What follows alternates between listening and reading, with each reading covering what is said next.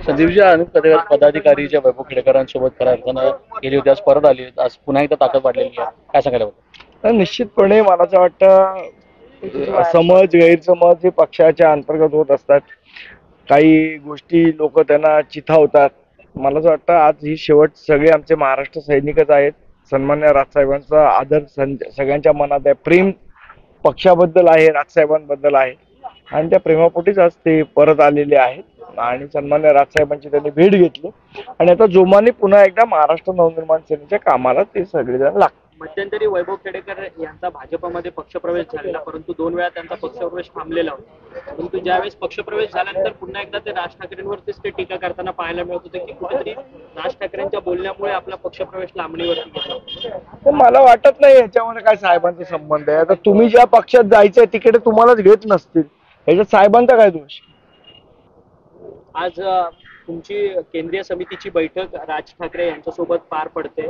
अजून देखील ती बैठक सुरूच आहे, परंतु 1 नोव्हेंबरचा जो सत्याचा मोर्चा निघणार आहे त्या मोर्चामध्ये कशा पद्धतीची तयारी मनसेची असणार? त्या तयारीच्या संदर्भात बैठक आहे, त्याचं नियोजन, कुठे बैठका घ्यायच्या आहेत, महाराष्ट्राभर काय करायचं, या सगळ्याची बैठक चालू होती. आता पुन्हा एकदा 2:30 वाजता ही बैठक चालू होईल. पण 1 तारखेचा मोर्चा कितपत महत्वाचा आहे, कशा पद्धतीनं तयारी आहे आणि सर्वसामान्य नागरिकांपर्यंत पोहोचण्याचा प्रयत्न? निश्चितपणे आम्ही नागरिकांपर्यंत पोहोचू, त्याच्या सगळ्याच्या संदर्भातलं नियोजन करणं चालू आहे. शेवट हा जो मोर्चा आहे हा काय फक्त एकट्या महाराष्ट्र नवनिर्माण सेना किंवा एकट्या विरोधी पक्षाचा नाही. निवडणुका पारदर्शीपणे होणं ही विरोधी पक्षासकट सत्ताधारी पक्षाची सुद्धा जबाबदारी आहे. मला असं वाटतं जर आम्ही एवढे पुरावे निवडणूक आयोगाला देतोय त्यानंतर मला असं वाटतं सगळ्यांनी मिळून हा मोर्चा काढला पाहिजे. आमचं तर भाजपलाही आव्हान आहे की त्यांनी या मोर्चात सहभागी व्हावं. शिवसेना शिंदे गटाला आव्हान आहे त्यांनी मोर्चात सहभागी. शेवट निवडणुका पारदर्शी होणं हे जर त्यांना वाटत असेल आणि या घोळ्यामध्ये त्यांचा काही हात नसेल तर तेही सहभागी होतील. मागच्या वेळी तुम्ही खऱ्या अर्थानं निवडणूक आयोगाला जेव्हा भेटत होता तेव्हा तुम्ही त्यांना पत्र देखील पाठवलेलं, मग ज्यांची तुम्ही नावं घेतली म्हणजे सत्ताधारी त्यांना पण पत्र पाठवलेलं. आता पण तुम्ही त्यांना विनंती करणार, त्या पत्र पाठवणार का तुमचं? नाही, आमचं म्हणणं आहे विनंती कोणालाच कोणाही करायची गरज नाही. कर्तव्य म्हणून प्रत्येकाने आलं पाहिजे. निवडणुका पारदर्शीपणे होणं हे प्रत्येकाचं कर्तव्य आहे. ज्यांना कर्तव्य वाटते ते सामील होतील, जे गोळ्यात सामील असतील ते कदाचित मोर्चात सामील होणार नाही. संदीपजी, पण एकीकडे मतदार याद्या तपासल्या जातात तुमच्यावर मोर्चा हा तर कारण आहे, पण दुसरीकडे मुंबई महानगरपालिकेच्या निवडणुकीसाठी सुद्धा मनसे अगदी मागच्या 3 महिन्यापासून जे आहे त्या प्रत्येक गोष्टी बाबींची तपासणी करत आहेत. तिथपर्यंत तयारी झालेली आहे, व्यवस्थित तयारी चालू आहे. योग्य वेळी तुम्हाला त्याचे रिझल्ट पण दिसतील. परंतु 1 तारखेपर्यंत मतदार याद्यांमधला जो मुंबईमधला घोळ आहे त्या सगळ्या संदर्भात आदेश दिलेले होते की राज ठाकरेंनी सगळ्या मतदार याद्या तपासणं चालू आहे.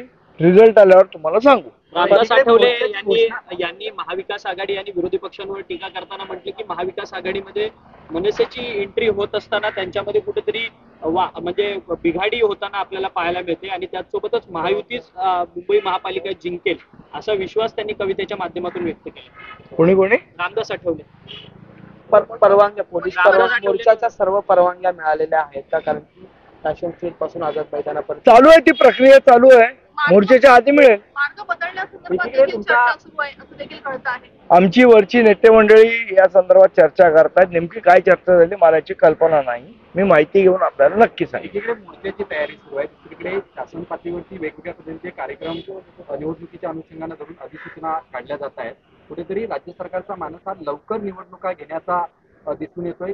काय मला वाटतं निवडणुका कधी घ्यायच्या निवडणूक आयोग ठरवतं, राज्य सरकार ठरवतं, निवडणूक आयोग ठरवतं. निवडणूक आयोग ठरवतं ना. सुप्रीम कोर्टाने 31 जानेवारीपूर्वी निवडणुका घ्या ठीक आहे, त्यांनी आदेश दिलेले आहेत. पण आमचं म्हणणं एवढंच आहे की ज्या मतदार याद्या सदोष आहेत निर्दोष करा आणि मग कधी निवडणूक घ्या ना. मतदार याद्या सदोष ठेवून निवडणूक घेणार याला काय अर्थ नाही आणि याला काही लॉजिक नाही. केंद्रीय निवडणूक आयोगाच्या निवडणूक आयोग निवडणूक घेण्याच्या तयारीमध्ये असेल तर मनसेचा स्टँड काय असेल? आम्ही मोर्चा त्याच्यासाठीच काढतोय ना. शुक्रवारी एक शासन निर्णय काढण्यात आला. त्याच्यात 255 कोटींचा निधी हा सत्ताधारी पक्षातल्या आमदारांना देण्यात आलेला आहे. नगरपालिका किंवा जिल्हा परिषदेच्या निवडणुका समोर ठेवून या सगळ्या प्रक्रिया केल्या जातात असं तुम्हाला वाटतंय का? हो, मग काय देणार नाही तर. पण या सगळ्या दिवाळीच्या काळात असे निधी दिले जातात. एकीकडे आनंदाचा शिधा बंद केलाय. अहो यांच्याकडे पैसे नाही, हे निधीची घोषणा करतायत फक्त आमदार. बाकीचे जे योजना आहेत आज शेतकऱ्यांचे ज्या पद्धतीचा आत्ता जो पाऊस पडलाय त्यांनी जे नुकसान झालं कोण भरून देणार आहे? आमदारांना निधी दे, बाकी शेतकऱ्यांचं काय? लाडकी बहीण तुम्ही फक्त इलेक्शन पुरती वापरली योजना, पुढे काय? मग तुम्ही योजना देताय का मतदारांना लाच देताय, हा महत्वाचा प्रश्न. फलटणमध्ये धन्यवाद. महिला आत्महत्या